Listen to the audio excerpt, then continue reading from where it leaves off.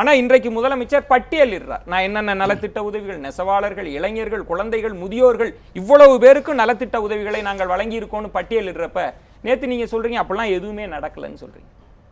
இல்லை, இப்போ பார்த்தீங்கன்னா சரவணன் சார் சொன்னாங்க, எங்களுடைய விளம்பரத்தை பார்த்து தான் முதலமைச்சருக்கு பயம், அதுலேருந்து அவர் வெளியே வந்தாங்க அப்படின்னு அவர் சொல்கிறாரு. அவர் ஐயா சொன்னார், இல்லை இது ஆட்சி, எங்களுடைய ஆட்சியில் நாங்கள் என்னென்ன செய்திருக்குங்கிறது மக்களுக்கு சொல்லணும், அதுக்காக தான் நாங்கள் சொல்லிட்டு இருக்கோம் அப்படின்னு அவர் சொல்கிறார். நாங்கள் என்ன நினைக்கிறோம், மக்கள் என்ன நினைப்பாங்கன்ற விஷயம்னாக்கா, இவங்க 2 பேருக்குமே வேறு கட்சிகளே நாட்டில் இல்லை.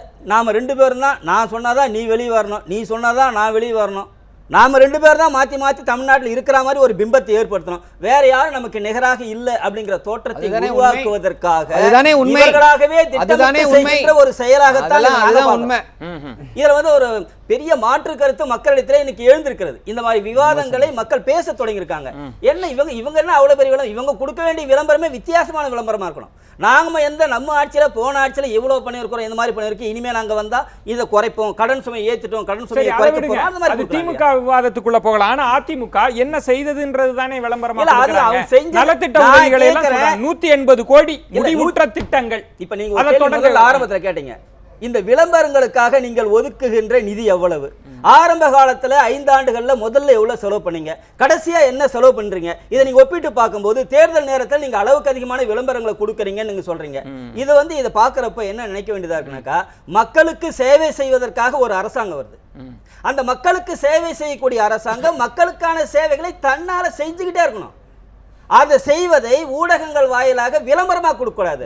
ஊடகங்களாக தேடி போய் பரவாயில்ல மிக சிறந்த வகையில் இவங்க செயலாற்றி கொண்டிருக்காரு ஊடகங்கள் பாராட்டை பெற வேண்டுமே தவிர அதை செஞ்சதுக்காக விளம்பரங்களை கொடுத்து தன்னை முன்னிலைப்படுத்தி ராமதாஸை முன்னிறுத்தி வந்த விளம்பரங்கள் இருக்குல்ல, ஏராளமான பதாகைகள் பத்திரிகைகள்ல விளம்பரம். ஒரே ஒரு விஷயம், நீங்களும் பொது வாழ்க்கையில் 50 ஆண்டுகளாக இவர்கள் வளர்ச்சி பாதையிலே செய்த விளம்பரத்தை பத்தி நீங்கள் செய்த விளம்பரத்தை எப்படி ஒரு அரசு தான் செய்த நலத்திட்ட உதவிகளை சொல்லணும்ன்றது சட்டத்துக்குள்ளே இருக்கிற ஸ்பேஸ். நலத்திட்டங்களை மக்களுக்கு செய்கிறது என்றால் அதை விளம்பரப்படுத்த வேண்டிய கட்டாயம் அவர்களுக்கு கிடையாது.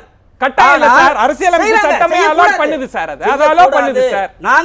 நாங்கள் வந்து எங்களுடைய ஆட்சி அமையும் போது கண்டிப்பா அந்த மாதிரி மிக மோசமான நடவடிக்கைகள் நாங்கள் ஈடுபடுவோம். நீங்கள் வருகிற போதே எங்களுடைய நடவடிக்கைகளை இந்த ஊடகங்களே தானாக செயல்படுத்தும்.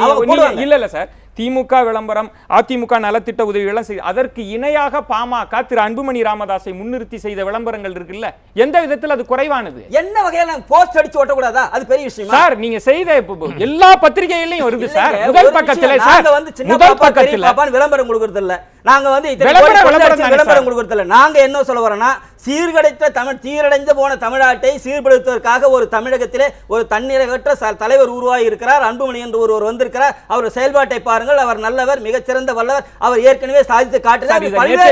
நிறையவே பேசியிருக்கோம், நம்ம தலைப்புக்குள்ள பேசுவோம். நான் இந்த இடத்துல ஒரு முக்கியமான கேள்வி, ஆனால் திராவிட முன்னேற்ற கழகம் சார்பாக எழுப்ப இருக்கக்கூடிய கேள்வி என்பது, அவர்கள் சொல்லி இருக்கிறார்கள் காணொளி காட்சி முடிவுக்கு வந்துவிட்டது.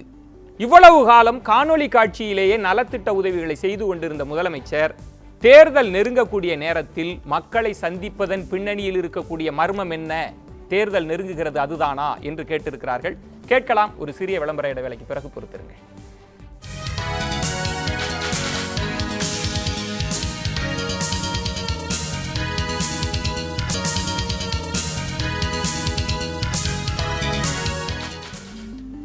மீண்டும் வரவேற்கின்றேன். ஆர்கே நகர் தொகுதியில் முதலமைச்சர் ஜெயலலிதா அவர்களினுடைய நலத்திட்ட உதவிகள் தேர்தல் நெருங்கக்கூடிய காலகட்டத்தில் இது கவர்ச்சி அறிவிப்பாக இருக்கிறதா அல்லது மக்கள் நலம் பயக்கக்கூடிய திட்டங்களின் நீட்சியாக இருக்கிறதா? நம்ம தொடர்ந்து பேசலாம்.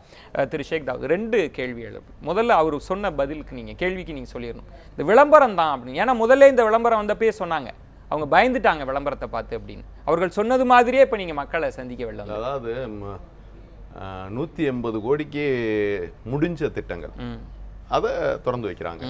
இன்னொரு 191 கோடிக்கு புதிய திட்டங்கள் அறிமுகம் பண்றாங்க.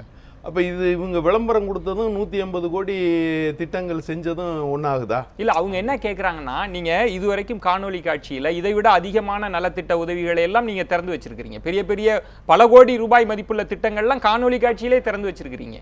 ஆனா இன்றைக்கு மக்களை சந்திக்கிறதுக்கு ஏன் வந்தீங்கன்றாங்க. ஏன்னா வெள்ளம் இருந்தப்பயே நீங்க வாட்ஸ்அப்ல தான் பேசுனீங்க. முதல்வர் அப்படிதான் பேசினார். இல்ல, அதாவது இப்ப இந்த உங்களுடைய இந்த கேள்விகள் எல்லாம் எப்படி இருக்கு அப்படின்னு கேட்டீங்கன்னா, ஆட்சியாளர்கள் ஆட்சியை நடத்துறாங்களா, எதிர்க்கட்சிகள் ஆட்சியை நடத்துறாங்களாங்கிற மாதிரி தான் கேள்வி. ஆட்சியாளர்களும் எதிர்க்கட்சியும் இணைந்துதான் ஒரு அரசு செயல்படும். அதாவது இல்ல, நீங்க ஒரு விஷயத்துல தெளிவாரீங்க. மாண்புமிகு தமிழக முதல்வர் புரட்சித் தலைவி அம்மா அவர்களுடைய எண்ண ஓட்டங்கள் எப்படி செயல்படணும், எப்படி நடந்தணும், எதை எப்ப நடத்தணுங்கிறத அவங்க திட்டமிடுறாங்க. அந்த செயல்பாட்டின் காரணமாக அரசு அதிகாரிகளை வைத்து இதை வந்து நேரடியாக நான் கொடுக்குறேன் அப்படின்னு சொல்லிட்டு அரசு அதிகாரிகள் முன்னிலையில் அங்கே நேரடியாக அதுக்கான தேவையா வந்ததுன்னு கேட்கிறேன். அது அவங்களுடைய விருப்பத்தை பொறுத்தது. மக்களை சந்திக்க வந்திருக்கிறேன், அவங்க விருப்பத்தை பொறுத்ததா தேர்தல் நெருங்குகிறது. தேர்தலுக்கு அதுக்கும் சம்பந்தமே இல்லை. நீங்க இதுக்கு முன்னால தேர்தலை சந்திக்கவே இல்லையா? என்ன மாண்புமிகு தமிழக முதல் தடவையாக தேர்தலை சந்திக்கிறாங்களா? இல்ல சார், தொடர்ச்சியாக தேர்தலை இல்ல, நான் புரியுறேன். தொடர்ச்சியாக தேர்தலை சந்தித்தவர்கள், பல தேர்தல்களிலே வெற்றி பெற்றவர்கள், தேர்தல் களம் கண்டவர்கள். அதனால தேர்தலை பார்த்து யாருமே எதிர்க்கட்சியை பார்த்து பயப்படவோ இல்ல எதிர்க்கட்சிகளுடைய கேள்விக்கு பதில் சொல்ல வேண்டிய அவசியமோ அவங்களுக்கு இருக்காது. எப்பவுமே அவங்க என்ன செயல்படுத்தணுமோ என்ன அவசியம் இல்ல, அவங்க என்ன ரெஸ்பான்சிபிள், கண்டிப்பா மக்களுக்கு முதலமைச்சர் ஆன்சரபிள், எல்லா கட்சிக்கும் சார், மக்களுக்கு எல்லா கட்சிக்கும் செயல்படுத்திட்டு இருக்காங்க. மக்களுக்கு என்ன செயல்படுத்த திரு ஷேக் தாவூத், நான் ஒரே ஒரு விஷயம் கேக்குறேன். நான் ஒரே ஒரு விஷயம் சொல்லுங்க. இன்னொரு கட்சி ஒரு ஆளுங்கட்சியாக வருதுன்னு வச்சுங்க, அதிமுகவா அல்லது உங்கள் கட்சியோ குரல் கொடுக்கிற போது நாங்க மக்கள் பேச்சை தான் கேட்போம், உங்களை எல்லாம் நாங்க கவனத்திலே கொள்ள மாட்டோம்னு சொன்னா நீங்க ஏற்றுக்கொள்வீர்களா? மக்களுக்கான நலத்திட்டத்தை இல்ல சார், என் கேள்வி ஸ்ட்ரைட் ஆவாங்க சார். என் கேள்விக்கு நீங்க இருங்க சார், ஒரே ஒரு விஷயம் சார், ஒரே ஒரு விஷயம் சார். சட்டசபையில தான் பதில் சொல்லணும். உங்க கேள்விக்கு நாங்க எங்க பதில் சொல்லணும்? சட்டசபையில கேள்வி நேரங்கள்ல நீங்க இருந்து அங்க கேள்வி இல்ல. இப்ப நான் கேக்குறேன், வெளியில இருந்து அறிக்கை நீங்க இருங்க திரு ஷேக் தாவூத், சொல்லுங்க. நீங்க அரசு நடக்கிறதே ஒரு விஷயம் பாதி நேரம் சட்டசபையே நடக்க மாட்டேங்குது. சட்டசபையில போய் என்ன கேள்வி கேட்க முடியும்? பல திட்டங்கள் விவாத பொருளாக மாற்ற முடியாத 110 விதியின் கீழ் தானே வருது. என்ன கேள்வி கேட்க முடியும்? வெளியில கேட்டாலும் சட்டசபைக்கு வாங்கன்றீங்க, சட்டசபைக்கு வந்தா வெளியில பேசுறீங்க. மக்கள் பணியை ஆற்ற வந்திருக்கீங்க, பொறுமையாக இருந்துதான் நீங்க மக்கள் பணி பொறுமையாக இருந்தா 5 வருஷம் முடிஞ்சு போச்சு.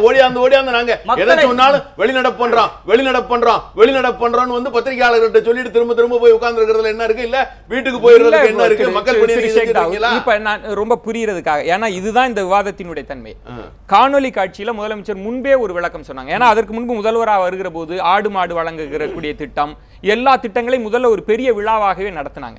அதற்கு பிறகு எல்லாம் காணொலி காட்சி. அப்ப அவங்க சொன்னது, இந்த மாதிரியான நலத்திட்ட உதவிகள்ல வீணாக அரசு பணம் விரயமாகுது, காணொலி காட்சியில ரொம்ப குறுகிய நேரத்தில் செய்ய முடியுது, நான் அரசு பணியை செய்ய முடியுதுன்னு விளக்கம் கொடுத்தாங்க. இன்னைக்கு என்ன தேவை? காணொலி காட்சி வேண்டாம், நான் மக்களை சந்திப்பேன் அப்படின்றதுக்கான தேவை எங்க வந்ததுன்னு கேக்குறேன். மக்களை சந்திக்க வேண்டிய காலகட்டம், அவங்க மக்களை சந்திக்கிறாங்க, மக்களை பார்க்க அந்த காலகட்டம் தேர்தல் இல்ல, தேர்தலுக்கு அவசியமே இல்லை. ஏன்னு கேட்டா தேர்தலை பொறுத்தவரை அவங்க எப்பவுமே மக்களை சந்திப்பாங்க, பார்ப்பாங்க. ஒரு முதல்வராக மக்களை சந்திப்பதற்கு யாருடைய அனுமதியும் அவங்களுக்கு தேவையில்லை. புரியுதா அவங்களுக்கு? அதனால மக்களை சந்திக்கிறாங்க, மக்கள் நலத்திட்டங்களை செஞ்சிட்டு இருக்காங்க, அவங்க ரொட்டீன் ஒர்க் என்னவோ அதை செஞ்சிட்டு இருக்காங்க. எந்த மாற்று கருத்தும் இல்லை. திரு சரவணன், கிட்டத்தட்ட முதலமைச்சர் மேல 2 விதமான குற்றச்சாட்டுகளை நான் பாருங்க. முதல்ல, நாங்கள் சொல்லக்கூடிய எதையுமே அவங்க செய்ய மாட்டாங்க அப்படின்ற ஒரு குற்றச்சாட்டு. நம்ம ஒரு விமர்சனம் வச்சா அவங்க பதில் சொல்றதுல மௌனமா இருக்கிறாங்க, எதுவுமே பதில் அறிக்கை தரலன்ற ஒரு விமர்சனத்தை வைக்கிறீங்க. ஒருவேளை அவங்க வந்து செஞ்சுட்டாங்கன்னா இது எங்களை பார்த்து பயந்துட்டு செஞ்சுட்டாங்க அப்படின்றீங்க. முதலமைச்சர் எப்படி தாங்க செயல்பட முடியும்? இல்லை, அதாவது வந்து ஒரு கன்சிஸ்டன்சி முதல்ல இது பண்ணும்போது ஒரு கன்சிஸ்டன்சி இருந்துச்சுன்னா நீங்கள் சொல்கிற இந்த கேள்வி வந்து எழவே எழாது. ஒரு கன்சிஸ்டன்சியே கிடையாது. இது வரைக்கும் வந்து 4.5 ஆண்டு காலம் வந்து நாங்கள் வந்து உறங்கிக் கொண்டே இருப்போம், எதை பற்றியும் கவலைப்பட மாட்டோம், வெள்ளம் வந்தால் என்ன, இடி விழுந்தால் என்ன அப்படின்னு சொல்லி நாங்கள் இருப்போம். எலெக்ஷன் வந்துருச்சுன்னா உடனே எங்களுக்கு மக்கள் ஞாபகம் வந்துடும் அப்படின்ற பட்சத்தில் கண்டிப்பாக இப்படிப்பட்ட, அதாவது நீங்கள் ஒரு முக்கிய அவர்கிட்ட நம்மளுடைய நண்பர் அருணன் கிட்ட பேசும்போது ஒரு கேள்வியை கேட்டீங்க. அதாவது வந்து ஆட்சியாளர்கள் வந்து மக்களை போய் சந்திக்கிறது வந்து அவ்வளோ முக்கியமா அப்படின்னு சொல்லி கேட்டீங்க. உங்களுக்கு வந்து நான் ஒரு சில விஷயங்களை வந்து நினைவுபடுத்த விரும்புகிறேன். 2012 வந்து சாண்டி புயல் வந்து நியூயார்க் நகரத்தை வந்து அப்படியே வந்து ஒரு கோல்டு வேவ் வந்து தரைமட்டமாக்கியது. அனைத்து மக்களும் வந்து இது பண்ணாங்க. அதில் பார்த்தீங்கன்னா ஒபாமா, உலக தலைவர் வந்து ஒபாமா என்ன பண்ணுறாருன்னா, அந்த நியூயார்க் மேயரோட போய் அங்கே இருக்கவங்கள ஒரு கட்டி, இந்த இதை பார்த்தீங்கன்னா தெரியும், ஆற தழுவி கட்டி தழுவி ஆறுதல் சொல்கிறாங்க ஒபாமா. இப்போ வந்து டேவிட் கேமரான் 2015 இங்கிலாந்து பிரதமர் லண்டனில் வந்து அங்கே இங்கிலாண்டில் வந்து நார்த் இங்கிலாண்டில் வந்து பெரிய வந்து ஒரு வெள்ளம் வரும்போது அவர் சென்று மக்களை சந்தித்து ஆறுதல் சொல்கிறார். ஸோ ஆட்சியாளர்களுடைய முக்கிய கடமை என்ன அப்படின்னா, ஒரு டைம் ஆஃப் கிரைசிஸ்ல வந்து மக்களோடு தோளுக்கு தோள் நிற்க வேண்டும். அரசு இயந்திரம் எங்கே இயங்குச்சே? அதுதானே குற்றச்சாட்டு. சென்னை மீண்டே வரலையா? சென்னை அரசு எப்ப இயந்திர மீண்டு உதவி வந்தது? இல்லாம மீண்டு வந்துருச்சுன்னு நினைக்கிறீங்களா? இல்ல, நான் நீங்க இரண்டாவது வந்து கேள்வி, இல்ல இப்படிப்பட்ட ஒரு கேள்வியை நீங்க வந்து வெள்ளம் வந்து 3 மாத காலம் கழிச்சு கேட்டா மக்கள் எல்லாம் மறந்துடுவாங்கன்ற நோக்கத்துல இந்த கேள்வியை கேட்கிறீங்களா? இல்ல, மக்கள் எப்படி அவஸ்தைப்பட்டாங்க, அரசு இயந்திரம் எப்படி அந்த வெள்ளத்துல முடங்கி போய் இருந்தது என்பது தமிழக மக்கள் அனைவருக்குமே வந்து தெரிந்த விஷயம். நீங்க அதுக்கு அவர் பதில் சொல்லட்டும். நான் ஒரே ஒரு கேள்வி, திரு கருணாநிதி அவர்கள் மீது முதலமைச்சராக இருந்தபோது அவர் மீது வைத்த விமர்சனம், எவ்வளவு தூரம் குவாலிட்டி டைம் ஸ்பெண்ட் பண்றாங்க ஒரு அரசு இயந்திரத்தில் இருக்கக்கூடிய ஒரு நிர்வாகத்தில் இருக்கிறன்றப்ப திரு கருணாநிதி அவர்கள் மீது வைத்த விமர்சனம்ன்றது, அவர் தொடர்ச்சியாக கலை விழாக்களுக்கு செல்றார், பாராட்டு விழாக்களுக்கு செல்கிறார், கதை வசனம் எழுதுகிறார், இதுதான் ஒரு முதலமைச்சரோட வேலையா அப்படின்றப்ப நான் குவாலிட்டியா உட்கார்ந்து அரசு இயந்திரத்துக்காக நான் வேலை பார்க்கிறேன்றதை நீங்க எப்படி கவுண்டர் பண்ண முடியும்? திரு கருணாநிதி அவர்கள் மீது இந்த விமர்சனம் இருந்ததா இல்லையா? கண்டிப்பாக வந்து இந்த விமர்சனம் வந்து அமைச்சர் சகாக்கள் எல்லோரும் ஒரு திரைப்படம் பார்ப்பதற்காக சென்றார்களா இல்லையா? எள்ளி நகையாடக்கூடிய விமர்சனம். எப்படி நகையாட? தலைவர் கலைஞர் தலைமை அவர் இருக்கும் பொழுது அவரை போன்ற ஒரு சிறந்த நிர்வாகி, இதுவரை சிறந்த நிர்வாக திறமை கொண்ட முதல்வர், ஒரு ஃபைலாவது அவர் இதுல வந்து தேங்கியதாக வந்து சரித்திரமே கிடையாது. அவர் வந்து ஒரு டிரான்ஸ்பரண்ட் சீஃப் மினிஸ்டரா இருந்தார், ஒரு எளிமையான சீஃப் மினிஸ்டரா இருந்தார். தயவு செய்து தலைவர் கலைஞரின் ஆட்சி திறனையும் செல்வி ஜெயலலிதாவின் ஆட்சி திறனையும் தயவு செஞ்சு கம்பேர் பண்ணி பேசாதீங்க. அது அனைத்து கான்ஷியன்ஸை பிரிக் பண்ணும். அருணன் இதே குற்றச்சாட்டு தான். ஏன்னா திராவிட முன்னேற்ற கழகம் மிக வலுவாக வைக்கக்கூடிய குற்றச்சாட்டு என்பது அணுக முடியாத முதலமைச்சராக இருக்கிறார் அப்படின்ற ஒரு குற்றச்சாட்டு தான் அந்த விளம்பரத்திலையும் இடம்பெறுகிறது. நான் அந்த இடத்துல தான் இந்த கேள்வியும் பொருத்தி உங்கள்கிட்ட கேட்கிறேன். இல்ல, அதாவது அணுகுதல் அப்படிங்கிறது குறைந்தபட்சம் ஒரு மனு கொடுக்க போராட்டக்காரங்க போறாங்கன்னு வச்சுக்கோங்களேன், அதையாவது பெறுவதற்கு முதலமைச்சர் தயாரா இருக்கணுமா இல்லையா? அது தயாரா இல்லை இன்றைய முதல்வர். அது ஒரு முக்கியமான ஒரு கொடுமை நான் நினைக்கிறேன்.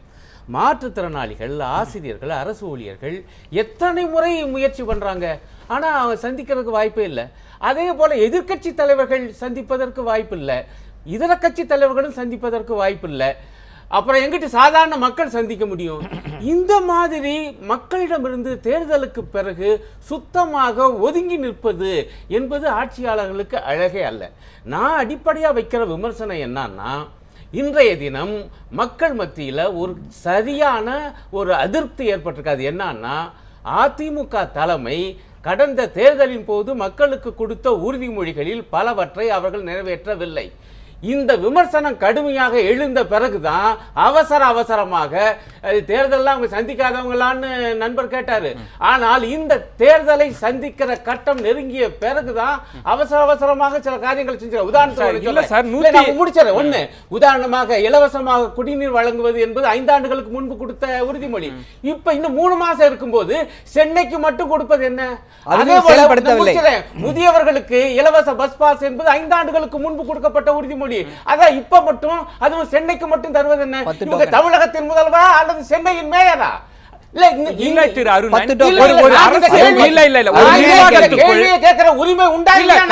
உங்களுக்கு உரிமை இருக்கு. ஆனா என்னுடைய கேள்வி, ஒரு அரசு நிர்வாகத்துல எங்கு நிதி செல்ல வேண்டும், யாருக்கு அதிகமான ஒரு விஷயங்கள் செய்யணும்ன்றதெல்லாம் ஒரு அரசு நிர்வாகம் செய்யறவருக்கு இருக்கக்கூடிய இடர்பாடு.